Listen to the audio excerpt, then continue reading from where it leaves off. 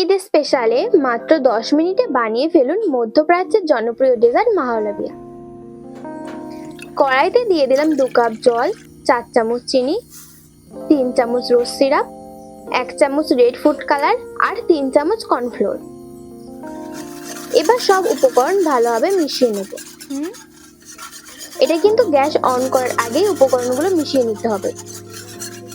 এবার slow to medium ফ্লেমে রান্না করে নিতে হবে মিশ্রণটি ঘন হয়ে আসা পর্যন্ত। কর্নফ্লোর দেওয়ার ফলে মিশ্রণটা কিন্তু অনবরত নাড়তে হবে, তা না হলে কর্নফ্লোর দানা পাকিয়ে যাবে। তোমরা দেখতেই পাচ্ছ মিশ্রণটি ধীরে ধীরে গাঢ় হয়ে আসছে।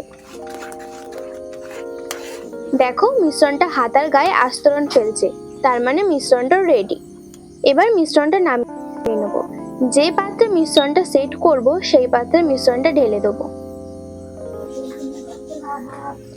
আমি এরকম কাচের পাত্রে মাহলাবিয়াটা সেট করব। তোমরা তোমাদের ইচ্ছা মতো পাত্রে সেট করতে পারো। এবার এই কালারিং মাহলাবিয়াটা সেট হতে দিয়ে এবার সাদা কালারের মাহলাবিয়া তৈরি করে নেব। কড়াইতে নিয়ে নিচ্ছি 2 কাপ দুধ, 6 চামচ চিনি, 4 চামচ কর্নফ্লোর আর 1 চামচ গোলাপ জল। সব উপকরণ ভালোভাবে মিশিয়ে নেব।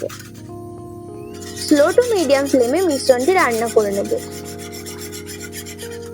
এই সময় কিন্তু মিশ্রণটি অনবরত নাড়তে হবে, না হলে কর্নফ্লোর নিচে লেগে যাবার সম্ভাবনা থাকবে। মিশ্রণটি গাঢ় হয়ে এসেছে।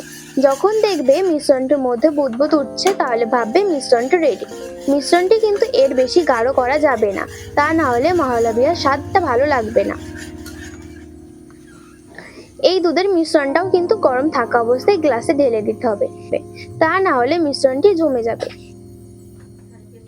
এবার নরমাল ফ্রিজে রেখে দেবো সেট হতে 1 ঘন্টা মতো।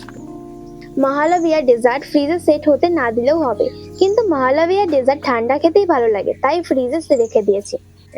তোমরা দেখতেই পাচ্ছ কি সুন্দর জেলির মতো জমে গেছে।